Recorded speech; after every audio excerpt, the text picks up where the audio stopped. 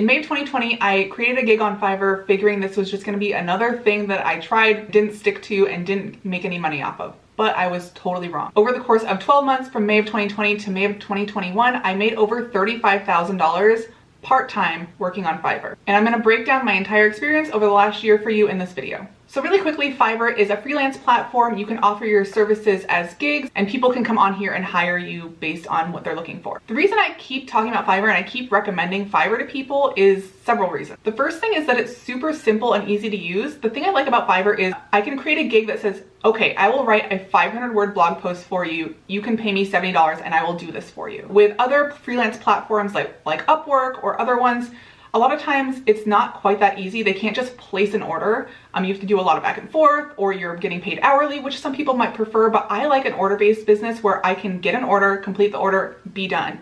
And I just think it's a really simple way to work. I think it's simple for us as freelancers, and I think it's simple for the client too, because they know exactly what they've ordered. They know when it's due by and when they're going to get delivered.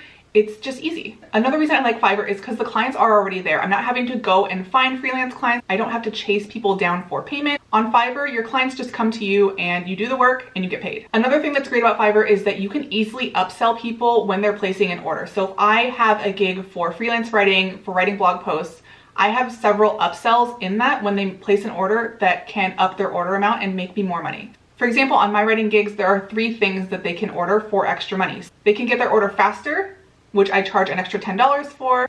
I can help them brainstorm topics, which I charge $10 for. And I can even do keyword research to help their SEO, which I charge, I think, $15 or $24. I don't actually remember at this point. Either way, these are easy things that people can add to their order when they're checking out. So now I'm gonna go into my experience on Fiverr over the last 12 months. Okay, so now we're looking at my analytics on Fiverr. You can see I made $35,000 on Fiverr so far, and I've completed 470 orders, so my average selling price is about $97. And now today is May 18th, the day that I'm filming it, and I've made about $778.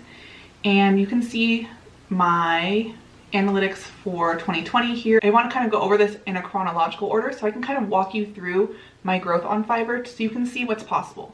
So you can see May is when I got my first order. I completed 9 orders in May and I did $280 with $36 in tips, and these numbers are after the Fiverr fee. So Fiverr does take 20%. A lot of people think that's too high. I personally am fine with it. I don't love it, obviously. I wish it was a little bit lower, like 10%. But I don't have to find my clients. I don't have to chase down clients for payment, and I can just work on an order by order basis, and it's super easy for me. So I don't love it, but I don't mind it. I don't think that without Fiverr, I would be able to have made $35,000 this easily. So it is what it is. If you don't like it, you don't have to do it. Anyway, so in May, I got my first order and I got really lucky. I put my gig up in May. I think I put my gig up at the very end of April, and I think it took about 2 weeks to get my first order. And it was from someone who had a lot of confidence in me based on the way I had set up my profile and the way I had talked to them. And they decided to order 5 blog posts at once. And at this point, I was charging $10 for 500-word blog posts. And they ordered 5 of them, so it was $50. And then they ended up giving me a $7.50 tip, which was really nice of them. Because they were happy with the articles, they went on to order this several more times. I think I did a total of over 20 articles for them. At that $10 price. And then I raised my price to $15 for 500 words at the beginning of June. And you can see in June, I made $1,257.60, and I did 49 orders. At this time, I was charging $15 for 500 words, $30 for 750 words, and $60 for 1,000 words.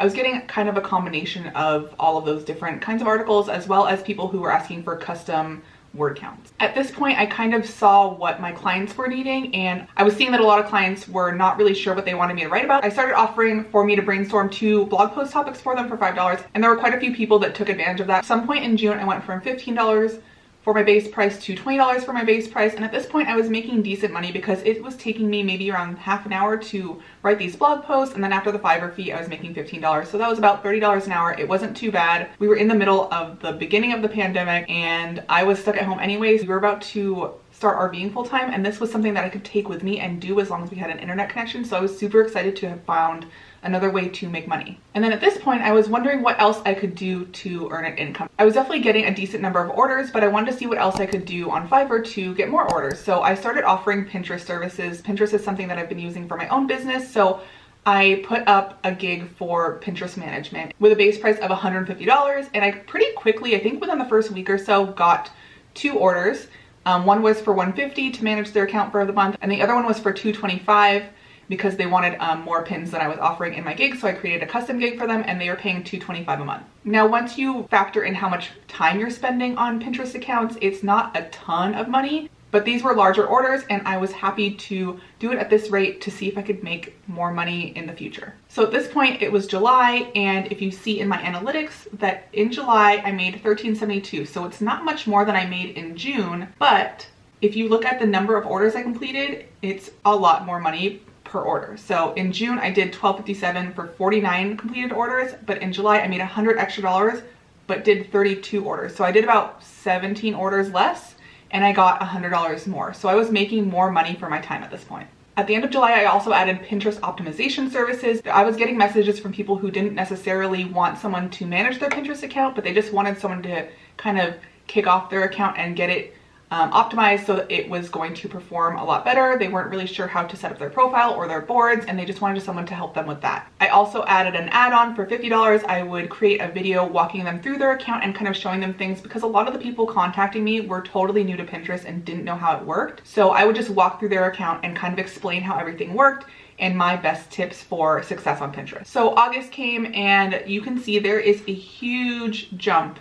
So in August, I did 59 orders and I made $3,200. This is a pretty good income at this point, and I'm only on my 3rd full month on Fiverr. So I was getting really excited at this point. I was getting lots of orders, and I was getting lots of repeat customers at this point, and I was able to raise my prices even more. So let's see what I did in August. So starting in August, I had upped my price to $30 for 500 words. I remember being kind of scared to make that jump because I thought $25 was pretty good. Especially on a place like Fiverr where there's a lot of competition and there's a lot of people still doing work for $10 per article. So I was kind of scared to make that jump, but as you can see, I made plenty of money in August charging $30 for 500 words. I started getting more people wanting me to optimize their Pinterest, so I upped my price to $60 from $40. And then I started offering bulk discounts to clients that I enjoyed working with. So maybe they were easy to work with and they had a topic that I either knew a lot about or was easy for me to write about. And when I delivered their order, I was offering them a bulk discount if they ordered 4 articles at once. And this is how I was getting a lot of big orders, and I was able to batch create those 4 orders or those 4 articles all at once, and it was a really good way to get a lot of money at once. In August, we stayed with my sister at her house for a little while. At this point, we were full-time RVing, and internet isn't always great when you're RVing, so it was really stressful to get orders done when we were on the road. So when we were at my sister's house for a couple of weeks, I was able to crank through a lot of orders and make a lot of money in August. So September was down a little bit because I wasn't as readily available, and so I wasn't upselling customers as much. I wasn't offering my bulk services to as many customers, and I had raised my price a little bit. So September was down a little bit, and this is what's great about Fiverr is if I wanted to continue that momentum, I could have. October was less again, $1,300. I wasn't working as much. I only did 22 orders total. At this point, I didn't have as many orders pending, and with Fiverr, the more orders you have, the more orders you're going to get because of the algorithm and how it works and how it bumps you up to the top of search when you have lots of orders and you have a lot of recent orders and recent deliveries. It's just about that kind of activity. Knowing the way Fiverr works, I knew that I could get more if I wanted to, but we were on the road and we were enjoying ourselves, and I was totally happy with the order volume that I was getting in October. It went up a little bit in November. I made about $2,000 in November for 29 orders. Again, at this point we were traveling. We were in, I think, Washington at this point. So we were enjoying ourselves, and I wasn't trying to get so many orders. I was working on other parts of my business, and that was fine with me. And then in December, we were going to be with family, so I wanted more orders, and I started like hustling a little bit more. I started offering my services to past clients, just doing what I can and what I know that works to get more orders on Fiverr. So in December was my best month ever. I thought August was really good, but December was amazing. I made $5,627 with $153 in tips, and I completed 72 orders. I think in December, a lot of people were kind of excited for 2021. They were ready to get back to work. They were ready to launch their businesses like a lot of people are at the beginning of the year when they're really amped up for a new year. And I think that's why I got a lot of orders. And like I said, when you have more orders, it brings even more orders. So I was just getting tons of orders. And at this point I was feeling overwhelmed. I wasn't able to keep up at the pace that I was getting orders. So I did hire a couple of people to help me with my orders. So I temporarily hired a couple of writing assistants. I would give them some of my orders. They would write the article. I would go through the article and make sure it was up to my standards, change things around as needed, and then deliver them to the client. And at this point, it seemed like I was operating like a mini agency, and this is not what I wanted, but I wanted to keep up with my orders and keep getting those orders and make sure my clients were happy. And it worked out really well in the end, but it was a busy month.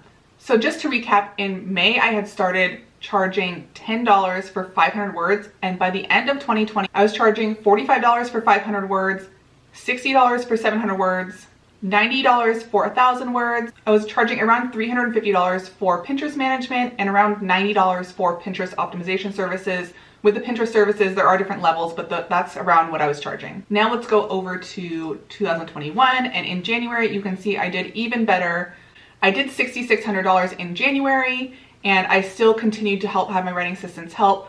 So if you're looking at all my numbers here, I did pay out about $1,200 between December and January to writing assistants who were helping me with the overflow of orders I was getting, the ones that I wasn't able to complete because I was just getting too many at that time. So I made $5,600 in December and $6,600 in January. So that was about $12,000, and I spent about $1,200, so 10% on writing assistants, which was totally worth it to make sure that I delivered my orders on time. All the client cares about is that they're getting what they paid for, they're getting a good quality article, and they're getting it delivered on time. So at first I was really hesitant about not doing the orders myself and hiring people to help me out, but in the end I had happy clients. I was able to fulfill their orders and continue to grow my business, and I was really happy with this. So then, feeling overwhelmed from December and January, I really wanted to slow things down. So like I said, at the end of 2020, I was charging $45 for 500 words, and mid-January I raised my price to $70 for 500 words. And I was a little bit scared that at this point this would stop orders from coming in. At this point we were back on the road, we were in Arizona, and I needed things to slow down so that I could kind of catch my breath a little bit from the last couple of months. To my surprise, people were still ordering from me at $70 for 500 words, and this is a pretty good income. Like I said, 500 words takes me maybe 30 to 45 minutes depending on the topic. Sometimes it takes way longer, sometimes it's way faster, but in general, 30 to 45 minutes. So $70 is a pretty good income. So you can see next in February, my sales were down to $3,200. At this point, there was a lot of Pinterest management involved as well. My Pinterest management was really growing. But the thing I love about Pinterest management is I can do it on my own time. It's something that I'm doing over the course of a month, so I can really batch my work and do it when it's convenient for me, versus when I'm writing articles, usually clients want them within like 3 or 5 days at the latest. At this point, I was charging around $350 for Pinterest management, and that was covering 30 days. And like I said, there are different levels of Pinterest management, but I was pretty happy with that. It's still not quite what I wanted to make, but I was still only working on each account for maybe 1 to 2 hours a week.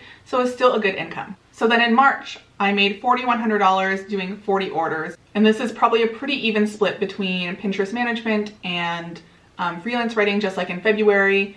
In March, we were house shopping and we had gone into escrow for a house. So we were kind of stationary here in Oregon, and I had more time to work because we weren't traveling a bunch and I had reliable internet. And after March, in April, my prices pretty much stayed the same. I made a little bit less because we were in the middle of moving from California to Oregon. So there was a lot of stuff going on, including us driving down to California, packing everything up and driving it all back up here. So there was a lot of stuff going on and I didn't want a lot of orders. And then at the beginning of this month in May, I decided to completely remove my freelance writing services from Fiverr.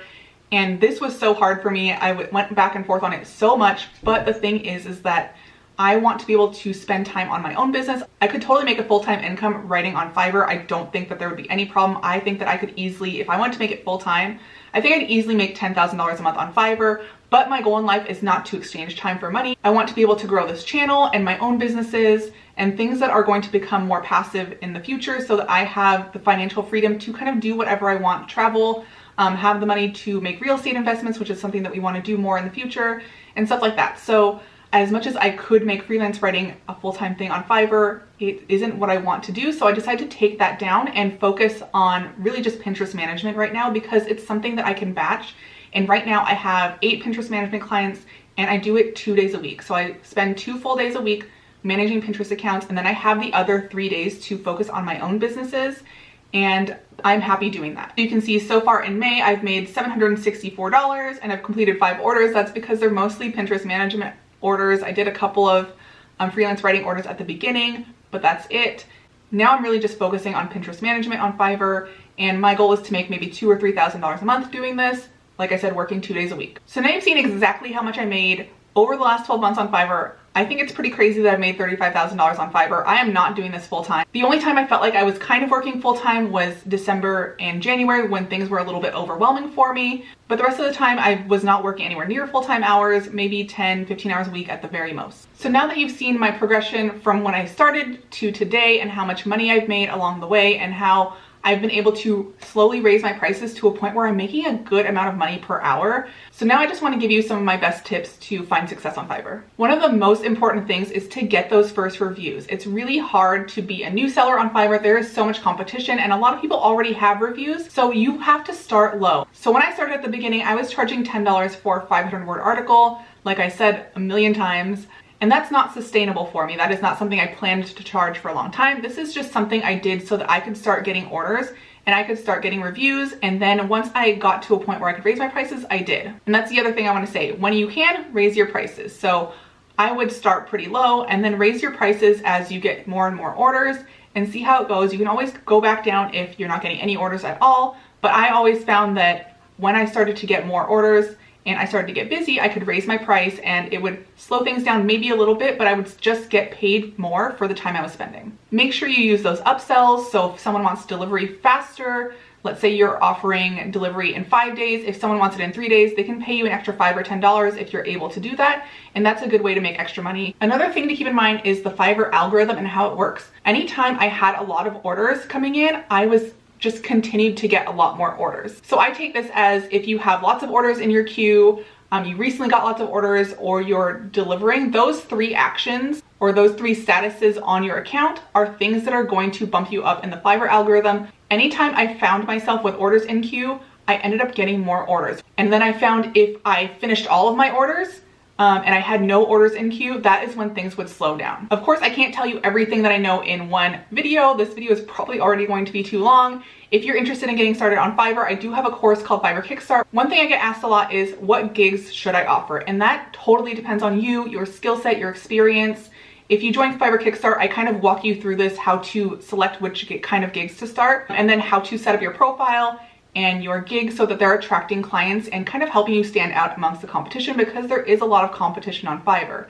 But it's not impossible to stand out amongst that competition, because obviously I made $35,000 with plenty of competition in the freelance writing and Pinterest management category. So like I say, you do not need a course to get started. I personally love courses because it saves me from a lot of searching and Googling and kind of filtering through different advice. I prefer a step-by-step approach, and if I have to pay for that approach, it works for me. You do not need a course to get started on Fiverr or to do any side hustle really, but if you do want that step-by-step help, you can check out the link below for Fiverr KICKSTART and use the code YouTube for a discount. I'm not sure how things are going to look for me on Fiverr in the future. As of right now, I am just doing Pinterest management because it is something that is more sustainable for my schedule, because it's something that I can do on my own time. Like I said, I only will spend 2 days a week on Pinterest management, and that's something that works for me. But I do love that if I do need to increase my income or my businesses end up not working out, I can go back to Fiverr and start making good money freelance writing again. The reason I like to be transparent about my numbers is because I find it inspiring to see what other people are doing, and it's hard to know what people are doing unless they're telling you how much they're making. They can say that they're successful doing something, but without those numbers, it's hard to see what's possible. Hopefully you found this video helpful to see what's possible on Fiverr. Of course, don't forget to subscribe, and I'll see you next time.